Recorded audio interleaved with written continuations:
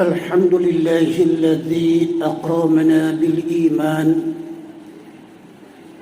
وأعزنا بالإسلام ورفعنا بالإحسان.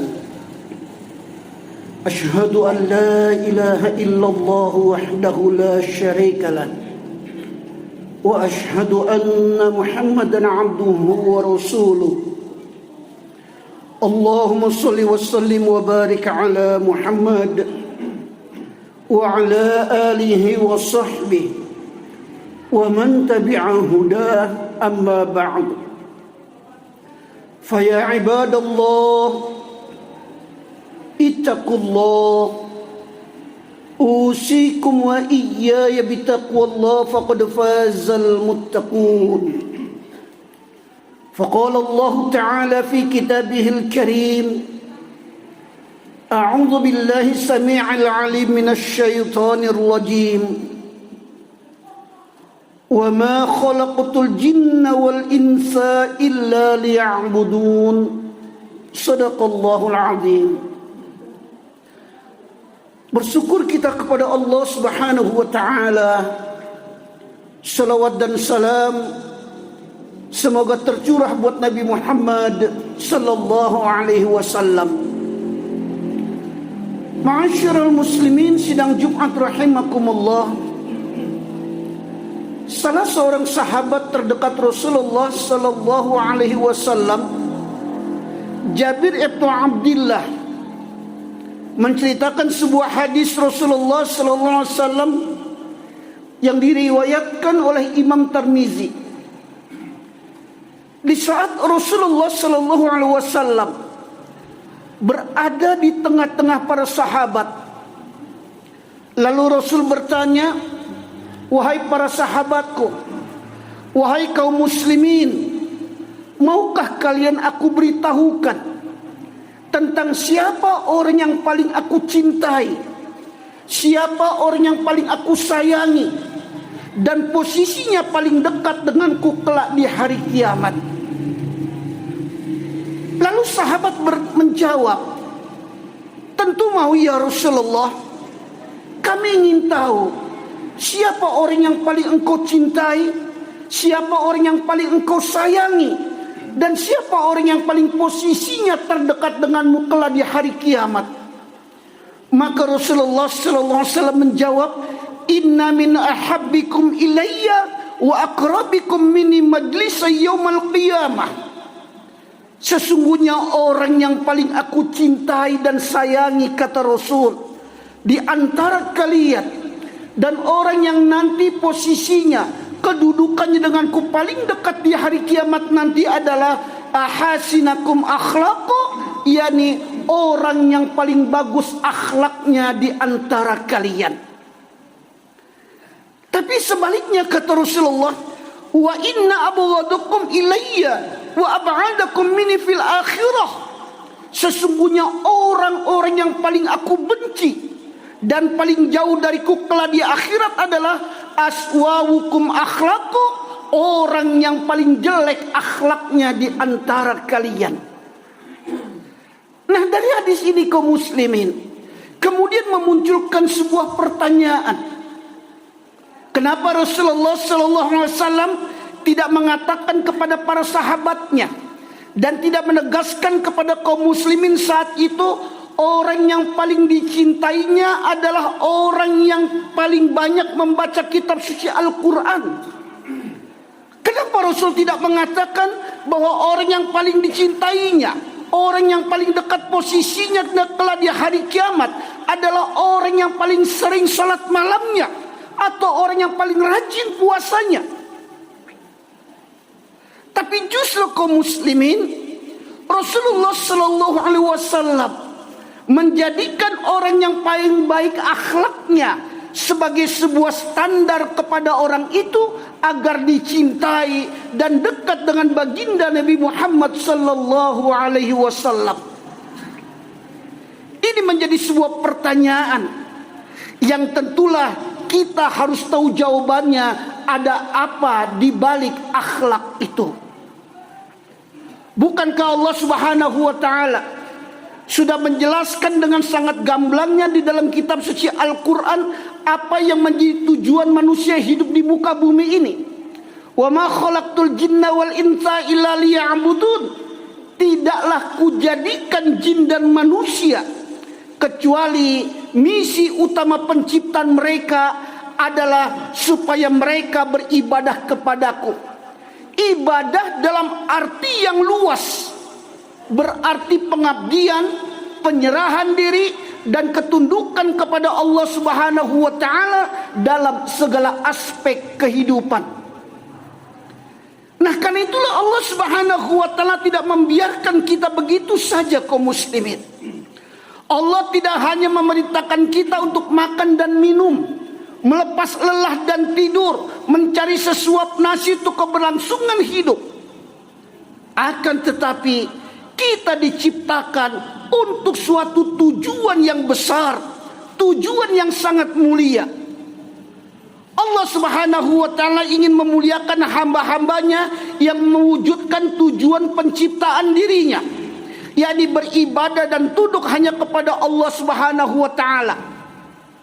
Dan ibadah yang Allah Subhanahu wa taala perintahkan kepada kita adalah untuk kebaikan diri kita sendiri. Lalu kenapa Allah Subhanahu wa taala justru menjadikan nilai-nilai akhlak, nilai-nilai sosial sebagai standar untuk menjadi orang yang paling dicintai oleh Rasulullah sallallahu alaihi wasallam dan nanti memiliki posisi terdekat dengan beliau? Kaum muslimin sidang Jumat rahimakumullah, ternyata ketika kita kaji lebih dalam lagi antara akhlakul karimah dengan semua perintah-perintah agama adalah dua perkara yang tidak bisa dipisahkan. Artinya setiap kita menemukan perintah agama, pasti di dalamnya Allah Subhanahu wa taala ingin membangun nilai-nilai akhlak pada ibadah tersebut. Ketika kitab suci Al-Quran menjelaskan dan memerintahkan kita untuk salat, apakah salat yang diperintahkan oleh Allah hanya sebagai bentuk pengabdian kepada seorang hamba kepada Allah, atau hanya untuk ruku dan sujud saja? Tidak kaum muslimin. Karena ketika kita mengangkat tangan dalam takbir, ibadah itu bukan sekedar sebagai pengabdian kepada Allah Subhanahu wa taala, akan tetapi Allah Subhanahu wa taala ingin membangun nilai-nilai akhlak di balik perintah itu. Kenapa? Karena pada dasarnya salat didesain untuk mengalirkan nilai-nilai positif yang mendalam pada perilaku umat Islam di luar salat. Dan salat merupakan kutub transformasi akhlak batiniyah ke akhlak lahiriah. Karena itulah doa-doa, ruku, sujud dan semua yang menyangkut rukun salat, jika dilakukan dengan penuh kesadaran dan kekhusyuan, akan memotivasi orang-orang yang benar-benar beriman untuk menghindari perbuatan-perbuatan dosa dan kemaksiatan, serta memberikan pengaruh terhadap perilakunya.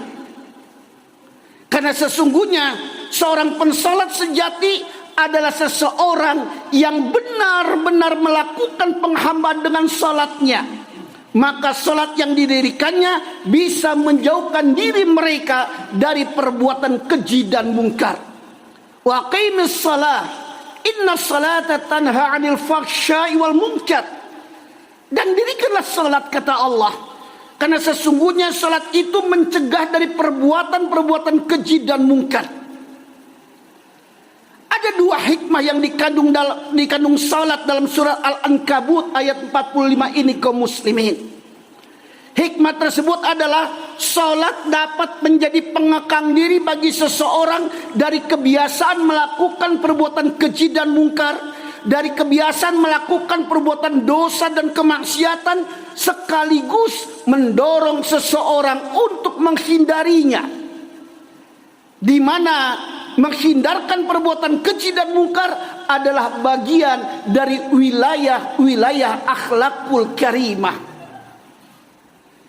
Tapi sebaliknya, ketika sholat yang didirikan oleh seseorang tidak didasari dengan kesadaran dan kekhusyuan, maka sholat yang didirikan tidak akan pernah dapat menjadi pengekang dirinya dari kebiasaan melakukan perbuatan dosa dan kemaksiatan, dari kebiasaan melakukan perbuatan keji dan mungkar.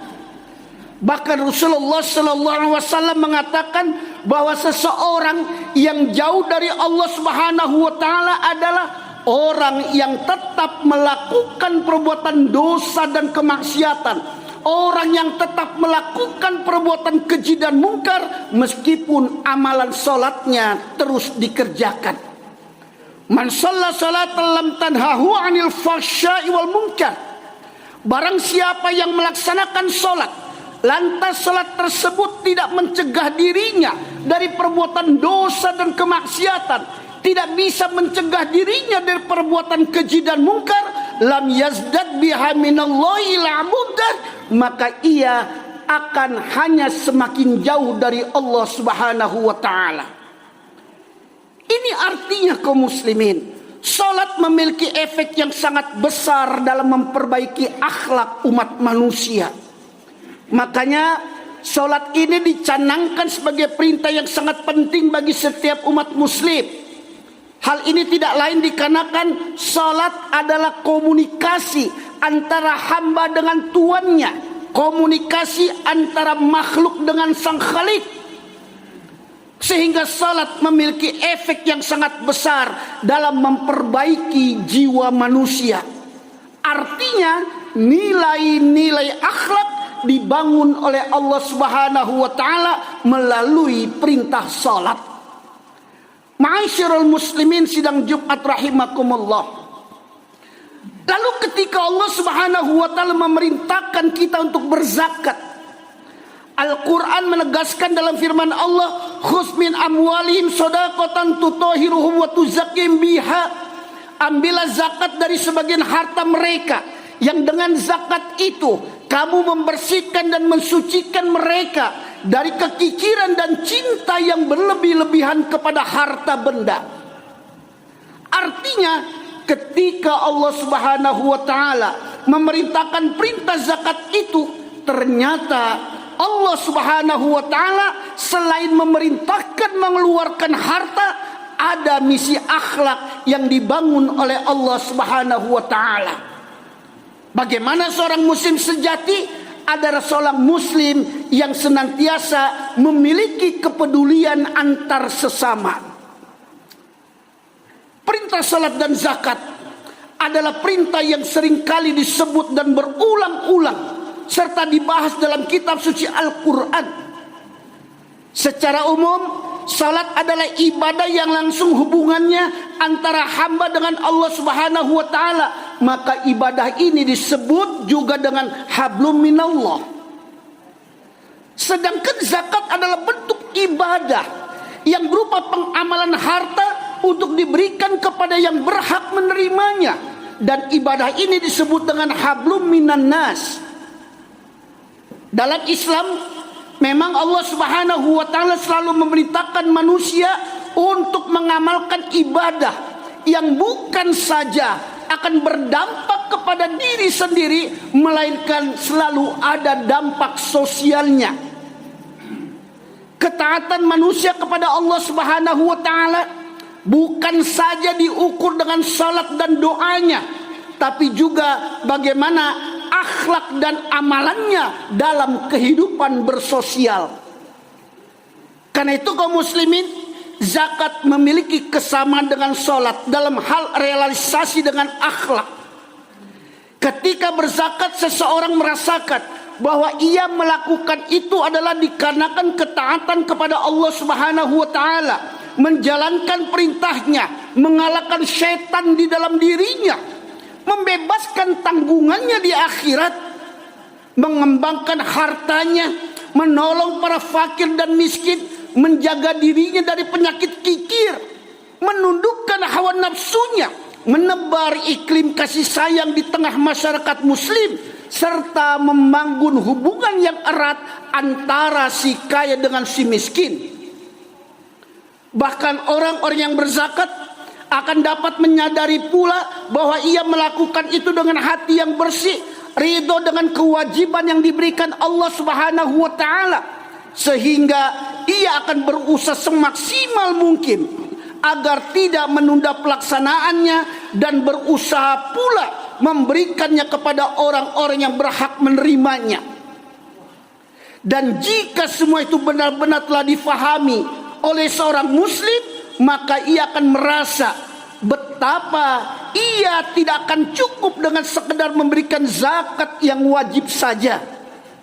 Ia akan berusaha memberi dan berderma untuk berbagai jalan kebaikan yang mampu ia lakukan, walaupun itu tidak diwajibkan kepadanya. Ia akan selalu ingin memberikan berbagai bentuk pemberian dan derma sebagai bukti dari kesucian jiwanya. Maka dengan demikian kaum muslimin, terlihatlah betapa eratnya hubungan antara zakat dengan akhlakul karimah. Kaum muslimin sidang Jumat rahimakumullah. Kemudian ketika Al-Quran memerintahkan dan mewajibkan kepada kita untuk melakukan ibadah puasa di bulan suci Ramadan, apa visi yang ingin dibangun oleh Allah Subhanahu wa taala? Ternyata kaum muslimin, misi yang dibangun oleh Allah Subhanahu wa taala adalah agar kita menjadi seorang muslim yang dengan puasanya, yang dengan laparnya, yang dengan dahaganya terbentuk jiwa seorang yang bertakwa. Maka disinilah makna firman Allah dalam Al-Quran, ya ayyuhalladzina amanu kutiba alaikumussyam kama kutiba alal ladzina min qablikum la'allakum tattaqun. Hai orang-orang yang beriman, diwajibkan atas kamu berpuasa sebagaimana diwajibkan atas orang-orang sebelum kamu agar kamu bertakwa. Dalam ayat ini disebutkan kaum muslimin bahwa menjadi manusia atau insan muttaqin adalah hasil akhir dari ibadah puasa. Seorang muttaqin sudah barang tentu memiliki akhlak yang terpuji. Lalu ibadah puasa merupakan proses pendidikan tahdzibun nafsi dan tarbiyatu ruhaniyah, yakni membersihkan jiwa, mengubah diri menjadi seorang yang berakhlak terpuji dan menjauhkan diri dari akhlak yang tercela. Bahkan puasa juga merupakan jalan untuk menyiapkan diri atau wasilah untuk mencapai ketakwaan kepada Allah Subhanahu wa taala dalam keadaan apapun. Lalu jiwa takwa bagaimana yang disebutkan di dalam kitab suci Al-Quran ini? Rasulullah SAW menegaskan ada nilai-nilai akhlak di dalamnya. Karena itu Rasulullah menegaskan terkait dengan ayat ini, ketika orang yang dalam puasanya tidak bisa menghentikan omongan-omongan dan perbuatan-perbuatan kotor, maka Allah tidak butuh dengan lapar dan dahaga orang tersebut. Malam yada' qaula zuri wal amala bi falaysa lillahi hajatun fi ayyada'a ta'amahu wa syarabah.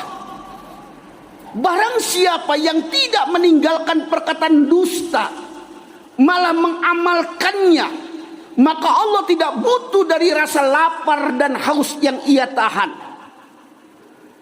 Lalu apa yang dimaksud dengan azur dalam hadis ini? Azur adalah berkata dusta dan memfitnah.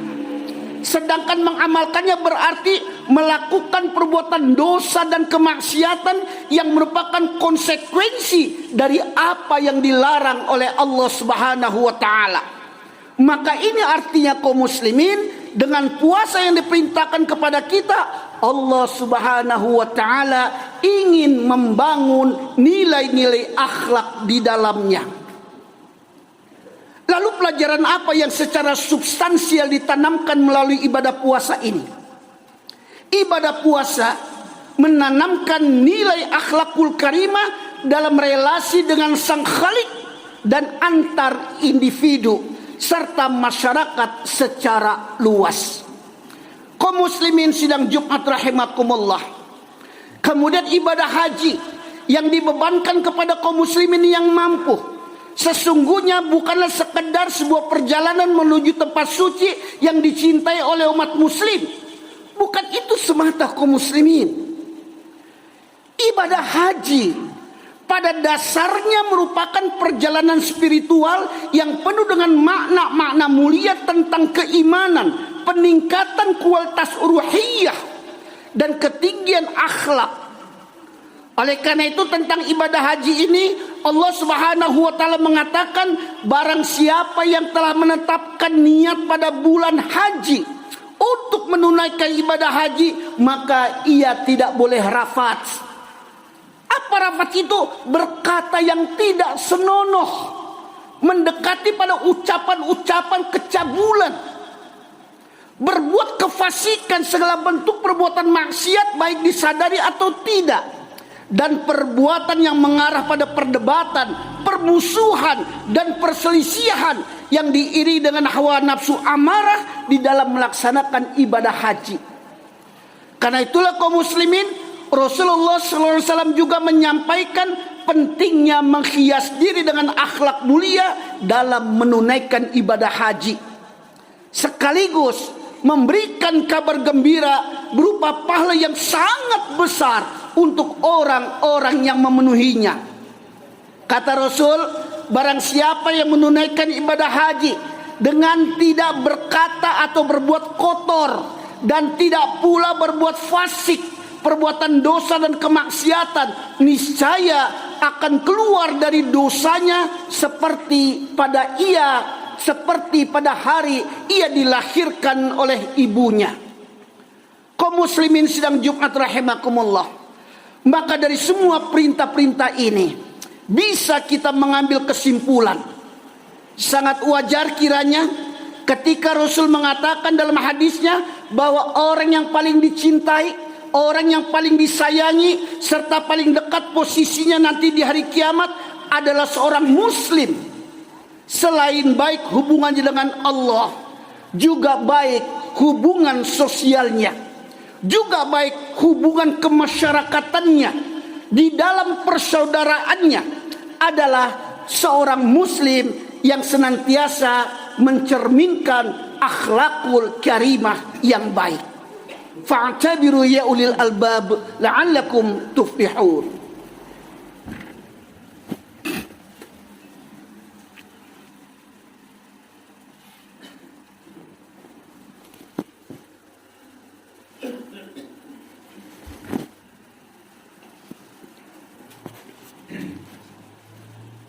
Alhamdulillahilladzi amarna bil'intisami bihablillah.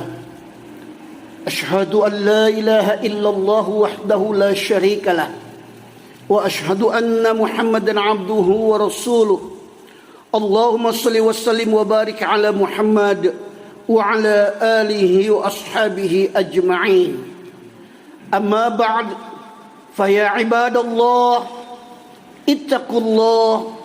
أوصيكم وإياي بتقوى الله فقد فاز المتقون.